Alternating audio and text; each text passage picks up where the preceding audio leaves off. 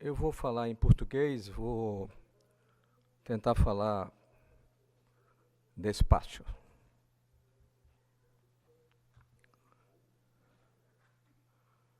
Quando o Dr. Miguel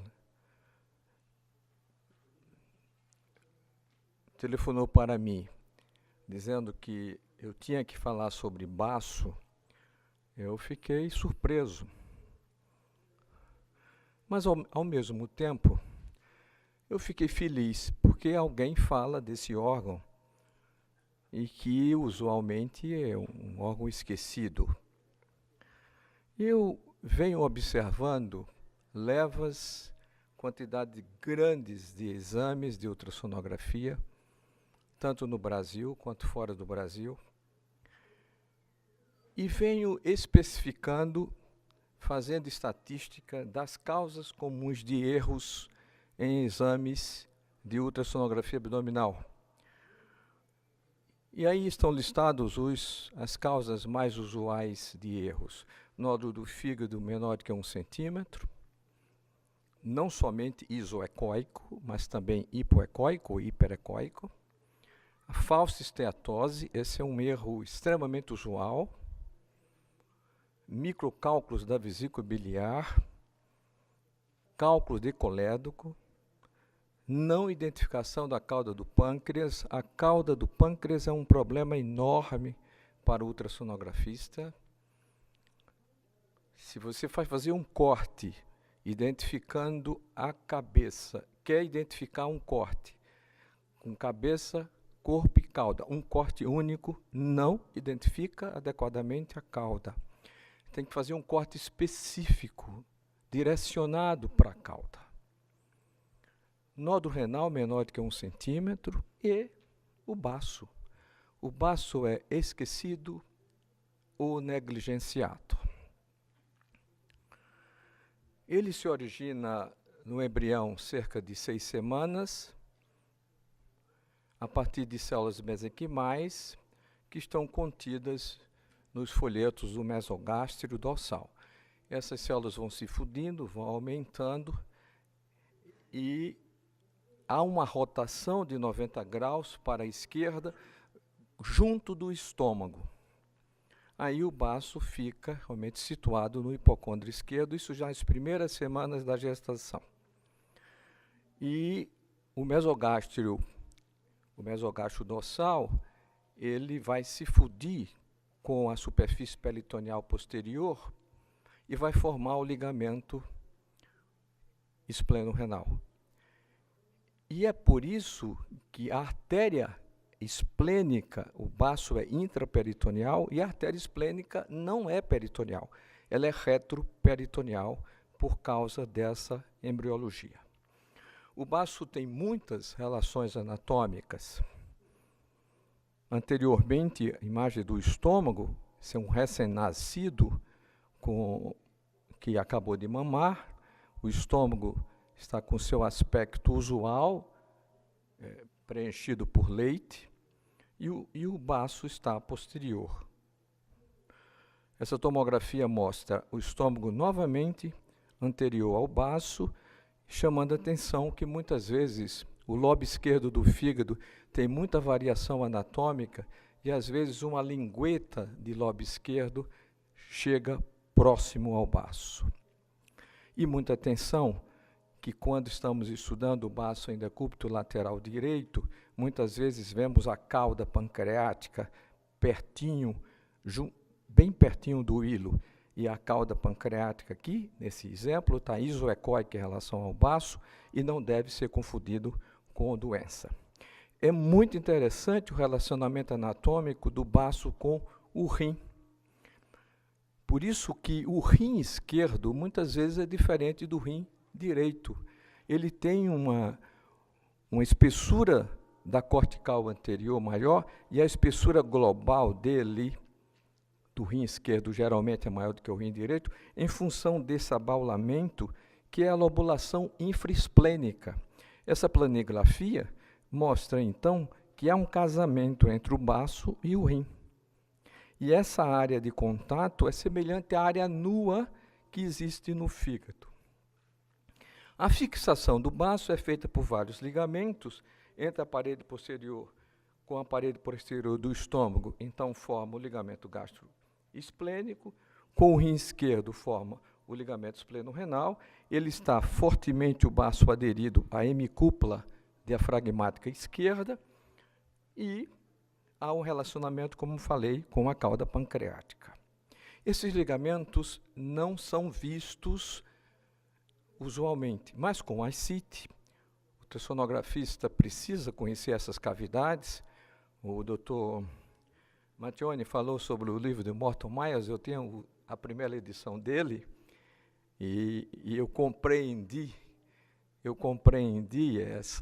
essa dança, essa migração dos líquidos para as cavidades através desse trabalho. Então, os 2 livros que eu tenho muito amor é o Morton Myers, a primeira edição, e o livro do Testi, de anatomia, de 1935, que eu ganhei de um amigo do meu pai. Então, vejam, tem líquido ascítico, vemos o baço, e essa estrutura hiperecóica, fortemente hiperecóica e tortuosa, esse é o ligamento gastroesplênico, ligando o estômago ao baço, e ele fica anterior à retrocavidade dos epíplons. E esse outro corte mostra o ligamento espleno-renal, posteriormente ao baço e unindo ao rim.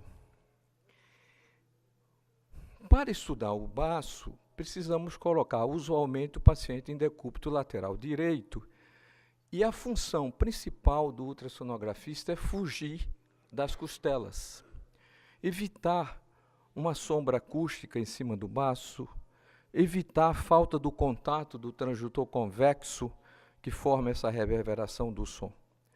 Na rotina do abdômen superior, do abdômen total, o mínimo que nós podemos fazer pelo baço é dividir a tela em 2 ou fazer 2 tomadas diferentes, uma no corte transversal e outra no corte longitudinal.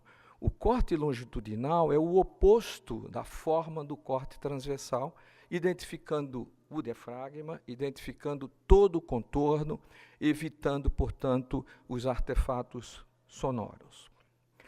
O parênquima esplênico, ele tem ecotextura homogênea, e a ecogenicidade do baço é discretamente menor do que a do fígado. Isso é um problema para colocar na cabeça dos ultrassonografistas, porque existe uma falsa impressão que a ecogenicidade do fígado é superior à ecogenicidade do baço, causada pelo grande número de vasos refletidos.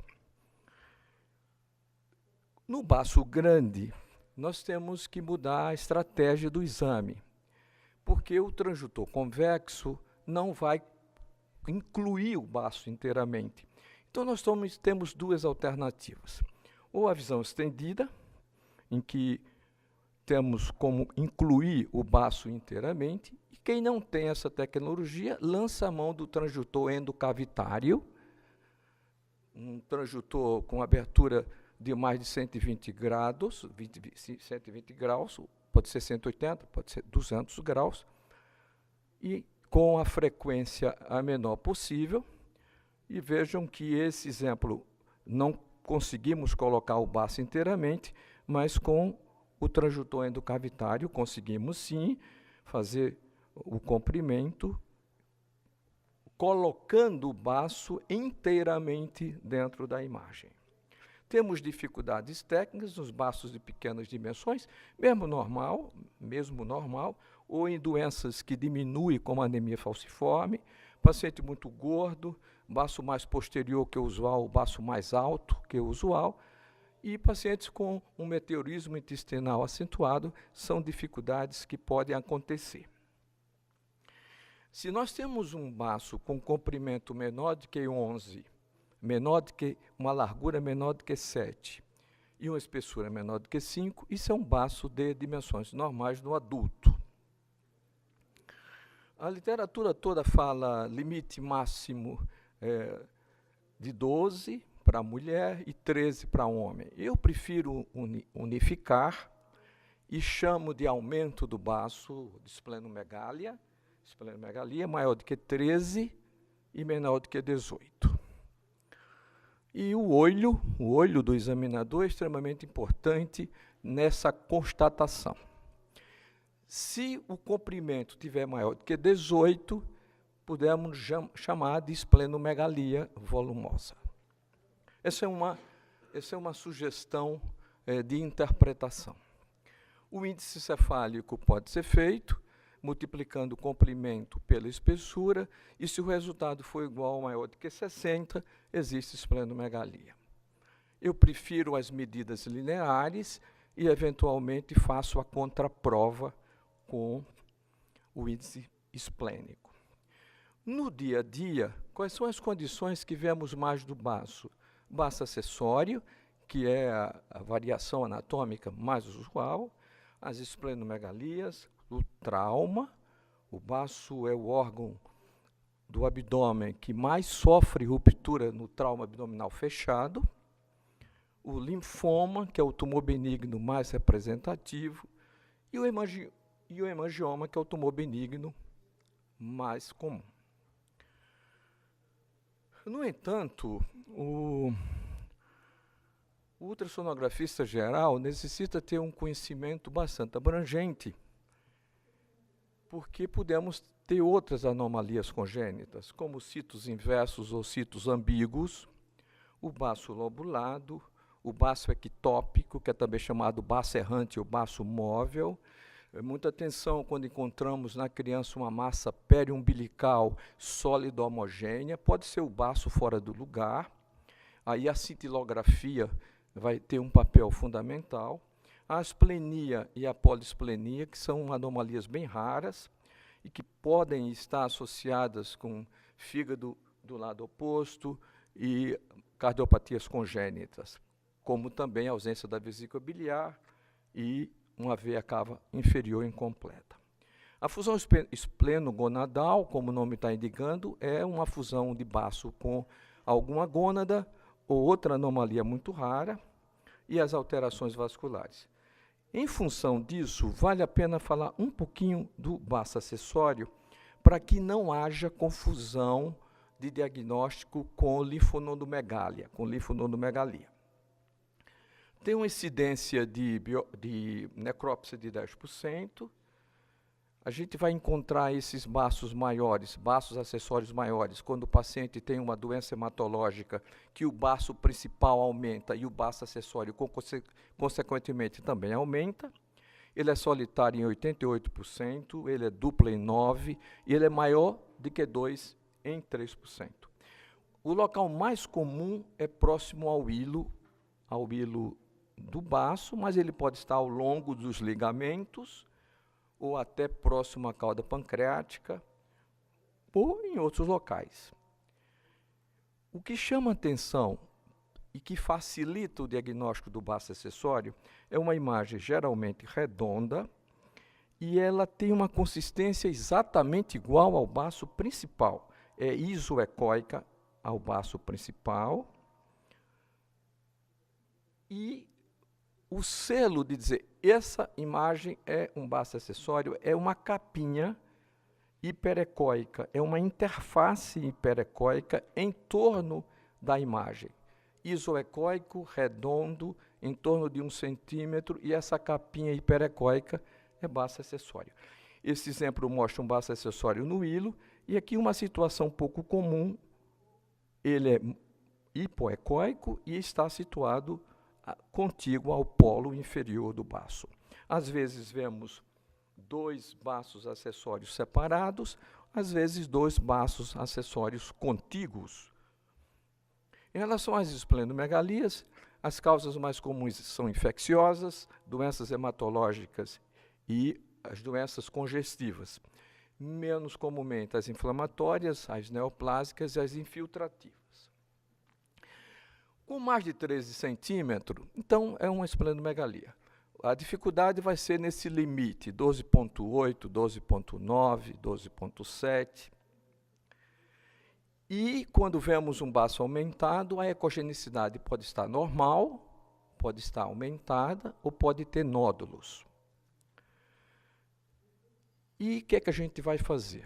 Vai só interpretar como esplenomegalia ou nós vamos tentar uma etiologia da esplenomegalia? Aí vai ser necessário anamnese, vai ser necessário outros sinais ultrassonográficos para que seja possível determinar a causa da esplenomegalia. As complicações são raras, mas existem casos informados na literatura de ruptura por tosse incoercível, que rompe o baço quando ele está grande. O papel do ultrassonografista é dizer o tamanho, avaliar a ecogenicidade, se está normal ou está alterada.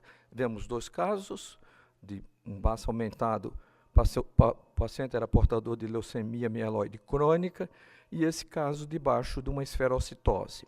A doença de Gaucher é uma doença que habitualmente aumenta o baço e ele pode ser homogêneo, como esse caso, um baço aumentado e um fígado aumentado, mas 1/3 dos pacientes com doença de Gaucher tem nódulos esplênicos.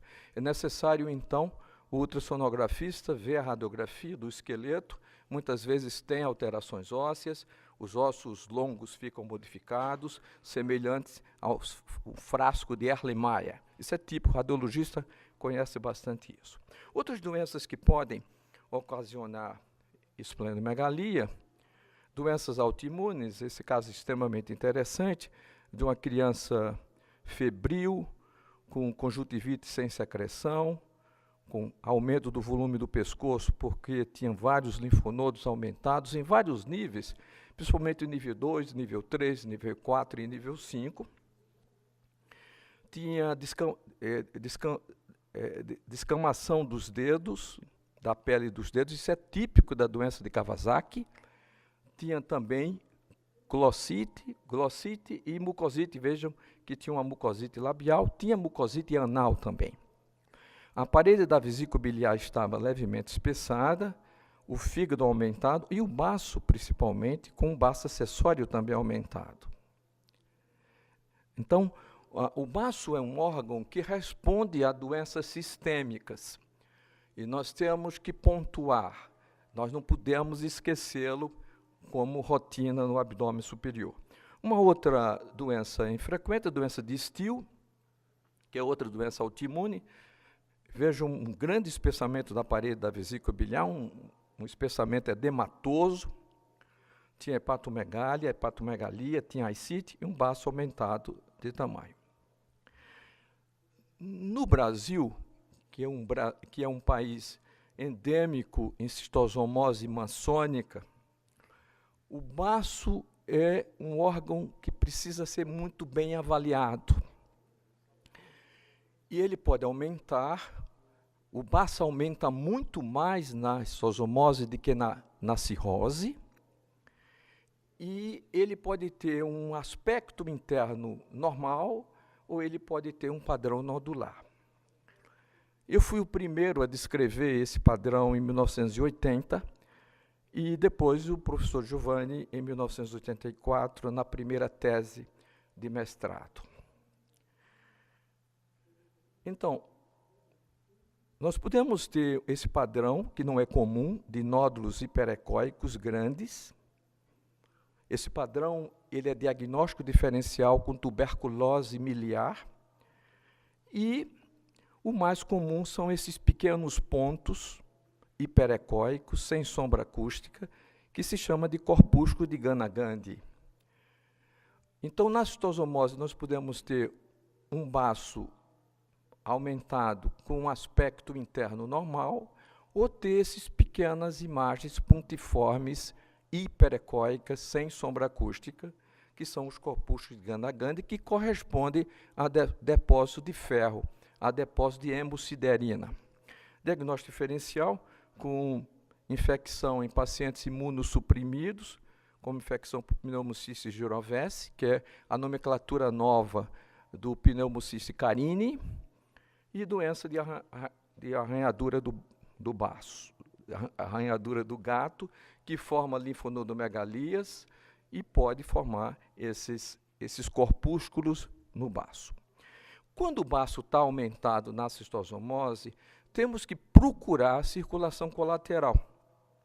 Circulação colateral no próprio hilo do baço, a partir das veias gástricas curtas, e uma circulação que vai do baço até o rim, que forma o shunt espleno-renal. Em relação aos cistos, existem cistos de várias naturezas. Mais comuns são os cistos congênitos, também chamados cistos verdadeiros ou epidermoides, que geralmente são imagens anecoicas homogêneas. Os pseudocistos são secundários principalmente a trauma, infecção ou infarto, e eles podem ser homogêneos ou não, e a doença idática, que é relevante nas cidades que são zonas endêmicas. Menos comumente, os cistos de origem endotelial, como linfangioma, a púrpura trombocitopênica, que são espaços císticos preenchidos por sangue, metástase cística, que é muito raro no baço, hematoma e abscesso, que se torna fácil pela história do paciente. Então, vemos uma imagem anecoica homogênea, oval, parede fina, paciente sem história nenhuma de trauma, então até prova encontrar um cisto congênito. Outro paciente que sofreu um trauma, tem uma imagem que me pareceu depois, duas imagens contíguas com traves hiperecóicas. Não devemos falar septos, devemos conservar os septos para os tumores, e substituindo a linguagem de septo para traves hiperecóicas, era um pseudocisto pós-traumático. Esses pseudocistos pós-traumáticos podem ser grandes ou menores, e eles podem ter uma calcificação periférica. Já a doença idática, ou doença idatiforme, ela é a causa mais comum de cisto em área endêmica. E podemos ver uma imagem única, uniloculada, mas o mais habitual é vermos várias imagens císticas dentro do cisto maior, ocasionando, portanto, esse aspecto multilogetado ou multiloculado. E o diagnóstico geralmente é feito pela combinação da anamnese, da geografia e da sorologia. Algumas vezes temos problemas de diagnóstico, e esse foi um deles.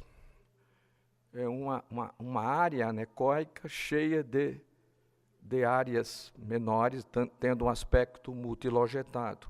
E a pergunta é, isso é um cisto idático? Parece um cisto idático. Vamos ver a geografia. O paciente não tinha hábito de comer carne crua. A sorologia foi negativa. Então, o linfangioma muito raro do baço entra como um diagnóstico mais factível. Os abscessos são incomuns, têm um alto grau de mortalidade, e 75% geralmente é propagação de um foco à distância, principalmente endocardite infecciosa. O que vai chamar a atenção e ajudar o ultrassonografista é a clínica: dor, febre, leucocitose, desvio à esquerda. E vemos, então, uma imagem anecoica com margem irregular. Ela pode ser anecoica homogênea ou anecoica cheia de ecos, que é um material purulento no interior da loja abscedada. É fundamental rastrear todos os espaços em torno do baço, subfrênico e parafrênico. E no trauma é a nossa especial atenção.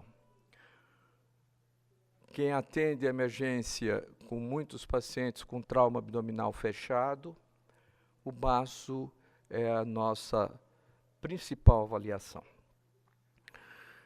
E então existem muitos aspectos. Se a cápsula estiver íntegra, pode ter então sangue subcapsular, o sangue nitaparenquimatoso, mas se a cápsula estiver rota, vai haver sangue para fora do baço, ou seja, no espaço, na cavidade peritoneal. Um outro problema é que a gente não sabe a idade do sangue. Então, se tiver muito sangue fluídico, a imagem vai ser anecóica, com ecos ou sem ecos. Mas se tiver com muitos coágulos, nós vamos ver imagem parecida com o baço. Então é necessário saber as fases então da coagulação, para a gente não passar uma interpretação negativa. Então pode haver um aumento frustro, momentâneo do baço, com áreas hipoecóicas ou hiperecóicas, dependendo se é coágulo ou não. Pode ter um hematoma subcapsular em forma de crescente, ou hematoma já dentro do parênquima, concomitantemente dentro do parênquima esplênico.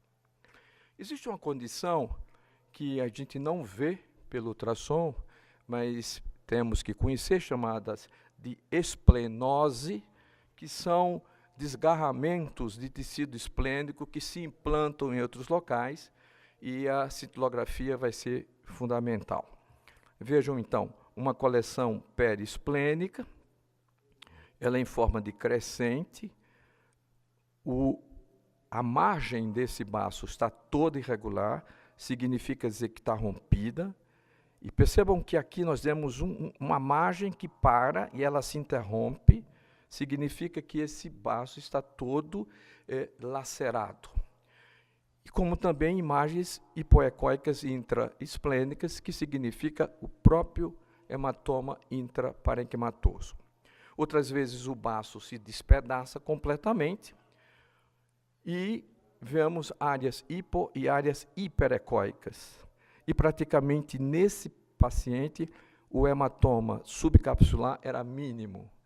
Então, há muita variação de quantidade para fora e de quantidade para dentro.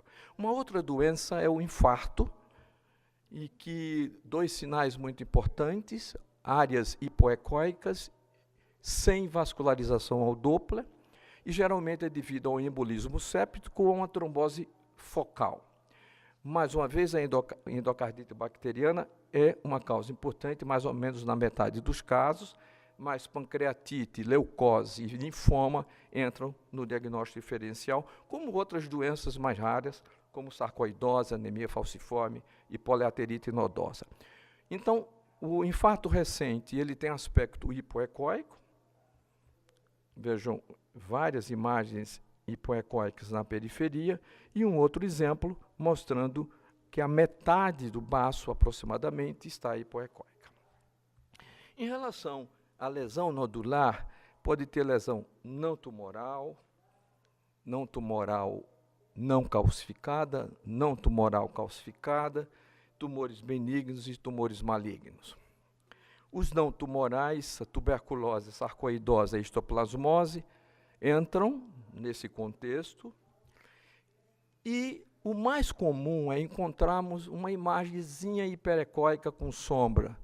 Isso são granulomas, deve ser interpretado com granulomas, deve ser interpretado que não tem significado clínico, porque o paciente está completamente assintomático, e nós não sabemos exatamente por que essa calcificação apareceu.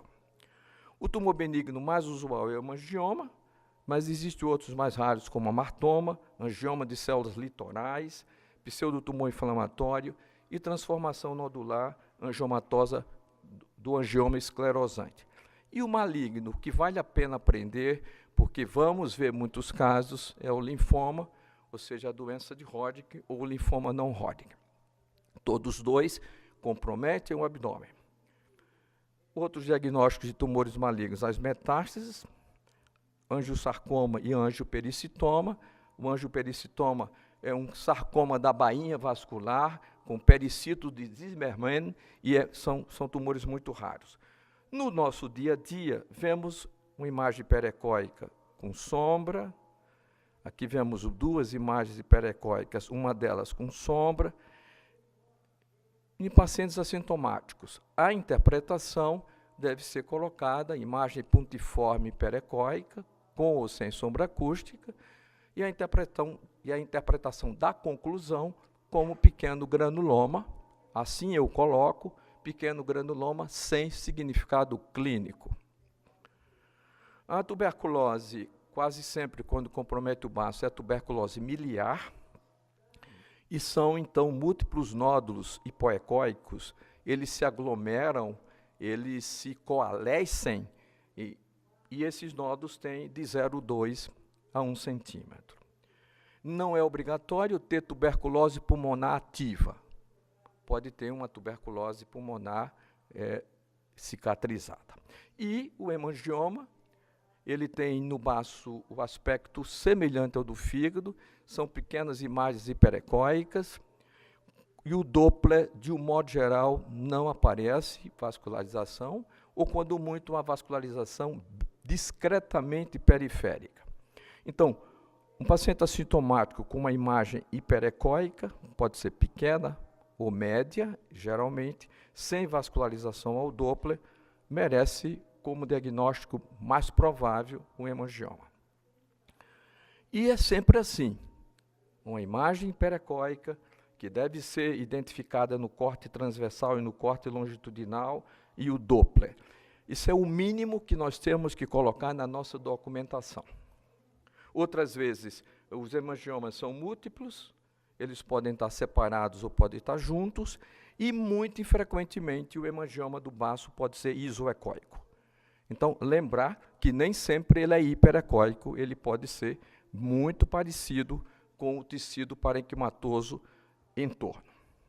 E o linfoma, que o baço está frequentemente comprometido, já que o linfoma é uma doença sistêmica, e a nossa pista são os linfonodos aumentados ao longo da aorta, ao longo da veia cava, entre a aorta e a cava, intercarval aórtico, na cadeia mesentérica, na cadeia celíaca, retrocrurais, periesplênicos, no hilo do rim, no hilo do baço, no hilo do fígado. Temos que procurar todas essas cadeias. E se encontrarmos, quando chegamos no baço, com imagens nodulares, fica fácil o raciocínio de provável linfoma. Então, no abdômen, tanto a doença de Hodgkin como o linfoma de Hodgkin é mais ou menos a mesma coisa, 30%, 40%, 40%. Existem 4 padrões ultrassonográficos do linfoma esplênico. Baço difusamente aumentado, com um aspecto interno normal, ou um aspecto interno já heterogêneo. Lesões nodulares hipoecóicas menores de que 3 centímetros, lesões nodulares maiores de que 3 centímetros e volumosas que são acima de 5 centímetros. Isso é doença sistêmica, porque o linfoma primário, acometendo exclusivamente o baço, é só 1% e na prática a gente não vê. Por isso, quando a gente vê lesões nodulares no baço, junto de linfonodomegalias retoperitoneais, é o linfoma, a nossa primeira interpretação, apesar de que pode existir linfonodomegalias, tanto inflamatórias quanto metastáticas. Vejam esse exemplo, o baço está aumentado com o aumento da ecogenicidade, ele está hiperecóico. Esse outro exemplo mostra várias imagens nodulares de formas e tamanhos diferentes, todas hipoecóicas.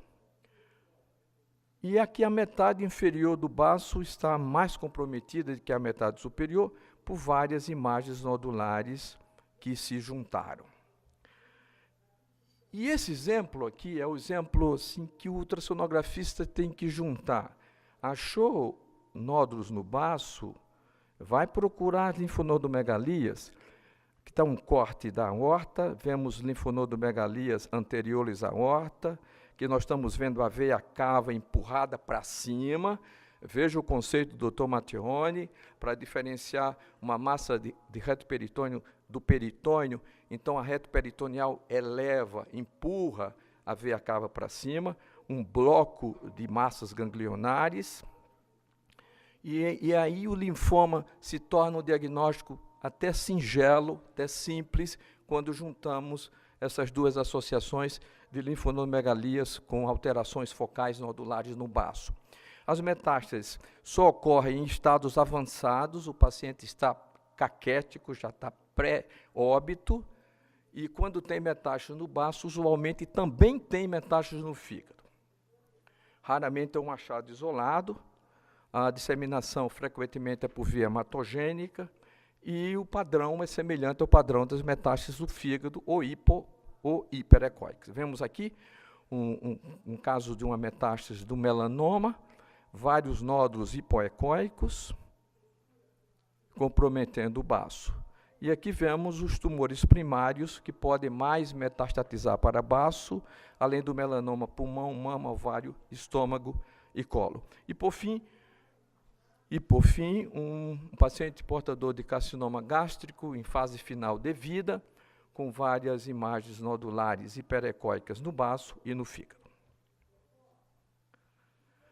Então, a mensagem final: não vamos esquecer o baço. O baço existe, o baço é portador de doença, não tão comumente, mas na emergência, na urgência, ele é fundamental, porque ele vai nortear qual a planificação do tratamento emergencial. Muito obrigado.